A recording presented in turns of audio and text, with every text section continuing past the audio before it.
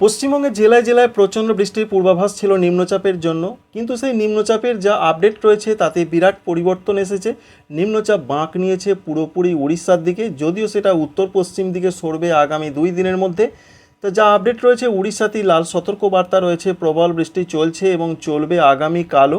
পশ্চিমবঙ্গে দক্ষিণবঙ্গ সেইভাবে বৃষ্টি পেল না, নতুন আপডেট থেকে জানা যাচ্ছে। তবে আজকের যে আপডেট রয়েছে, দক্ষিণ 24 পরগনা, পূর্ব পশ্চিম মেদিনীপুর, ঝাড়গ্রাম, বাঁকুড়া, পুরুলিয়াতে একটু ভারী বৃষ্টির চান্সের কথা বলা হয়েছিল।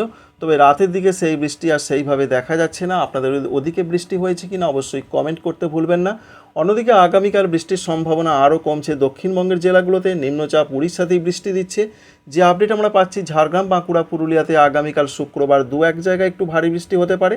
দক্ষিণবঙ্গের বাকি জেলাগুলোতে বৃষ্টি অনেকাংশে কমে যাচ্ছে। বিক্ষিপ্ত কিছু কিছু জায়গায় হতে পারে, নাও হতে পারে। অর্থাৎ নিম্নচাপ পুরোপুরি বৃষ্টি দিল উড়িষ্যাকে, সঙ্গে পরবর্তী ক্ষেত্রে ছত্তিশগড়কে দিতে পারে এবং উত্তর পশ্চিমে এগোনোর পর যে জায়গাগুলো পড়বে সেখানে আসতে পারে।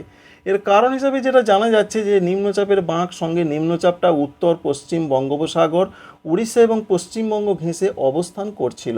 যদি পুরোপুরি সেটা পশ্চিমবঙ্গ এবং বাংলাদেশ লাগোয়া জায়গায় অবস্থান করত, তাহলে এর রেজাল্ট কিছুটা অন্যরকম হতে পারত। যে রেজাল্ট পরবর্তী নিম্নচাপে হতে পারে, কারণ পরবর্তী নিম্নচাপটা পশ্চিমবঙ্গ বাংলাদেশ ঘেঁষে তৈরি হবার একটা চান্স রয়েছে। তো পরবর্তী ক্ষেত্রে 18 তারিখে এবং 19 তারিখ দক্ষিণবঙ্গে বৃষ্টির চান্সটা অনেক কম রয়েছে এবং 20 তারিখেও সেরকম বৃষ্টির চান্স নেই। 21 তারিখ থেকে দক্ষিণবঙ্গে নতুন করে ভালো রকমভাবে আবার বৃষ্টি ফেরার নতুন আশা, নতুন চান্স দেখতে পাওয়া যাচ্ছে।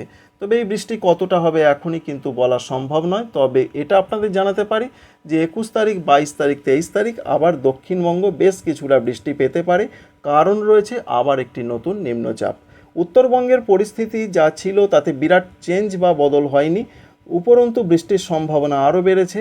আজকের যা তথ্য রয়েছে, বলা হয়েছে যে জলপাইগুড়ি, আলিপুরদুয়ার, দার্জিলিংয়ের 2-1 জায়গায় ভারী বৃষ্টি হতে পারে। আগামীকালও সেরকম পরিস্থিতি রয়েছে। 18 তারিখ থেকে অরেঞ্জ অ্যালার্ট জারি হয়েছে। 18 তারিখে বলা হয়েছে যে জলপাইগুড়ি, আলিপুরদুয়ারে ভারী থেকে 2-1 জায়গায় অতি ভারী বৃষ্টি হবে।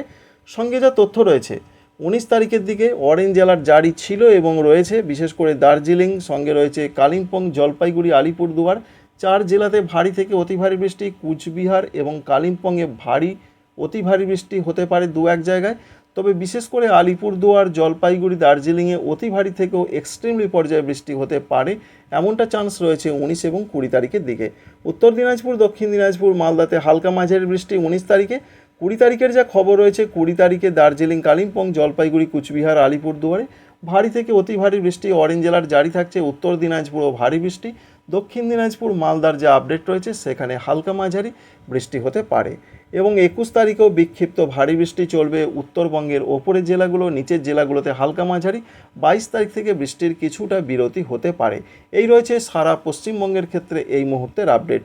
নতুন নিম্নচাপ আবার 22 থেকে 23 তারিখের আশেপাশে বঙ্গোপসাগরে তৈরি হতে পারে, যার জন্য পশ্চিমবঙ্গে, দক্ষিণবঙ্গে আবার বেশ কিছুটা বৃষ্টি বাড়তে পারে।